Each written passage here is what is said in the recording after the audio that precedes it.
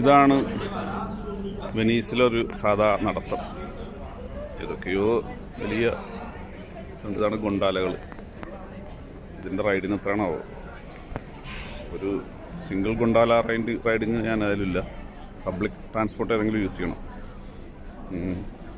Venice എന്ന് പറഞ്ഞാൽ ഷേക്സ്പിയറുടെ പ്രശസ്തമായ നോവലുണ്ടല്ലോ, നോവലല്ല കഥയാണ് ശരിക്കും, ഒരു വലിയൊരു നോവലേ അല്ല. നമ്മൾ സ്കൂളിൽ പഠിച്ചിട്ടുണ്ടല്ലോ, വില്യം ഷേക്സ്പിയറുടെ വെനീസിലെ വ്യാപാരി. വെനീസിലെ വ്യാപാരി എന്ന് പറഞ്ഞാൽ അന്റോണിയോ. മൂപ്പര് ഷൈലോക്കിൻ്റെ അടുത്തുനിന്ന് കടമെടുത്തു.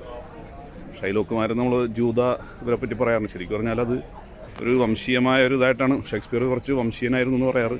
ഇതുള്ള നോവലുകളൊക്കെ വെച്ചിട്ടാണ്. അതിന് മൂപ്പര് കടമെടുത്തു.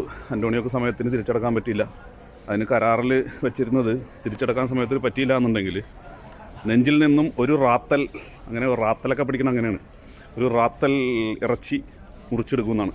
അങ്ങനെ കോടതിയിലെത്തി. ബുദ്ധിമതിയായ ജഡ്ജി പറഞ്ഞു, അന്റോണിയോയുടെ കയ്യിൽ നിന്ന് നിനക്ക് ഇറച്ചി മുറിച്ചെടുക്കാം, പക്ഷെ ഒരു തുള്ളി രക്തം ചിന്തരുമെന്ന് പറഞ്ഞു. രക്തം അതിൽ പറഞ്ഞിട്ടില്ലെന്ന് പറഞ്ഞു. അപ്പോൾ അതാണ് കഥ. നമ്മളുടെ സ്കൂളിൽ പഠിച്ച കഥ. ഷേക്സ്പിയറുടെ വെനീസ്. ഷേക്സ്പിയർ അങ്ങനെ വെനീസിലെത്തിയെന്നാവും. ഏതായാലും വെനീസിൻ്റെ അടുത്താണ് ഇറ്റാലിയൻ ഘെറ്റോയെക്കുറിച്ച് വേറൊരു വീഡിയോയിൽ പറയാം.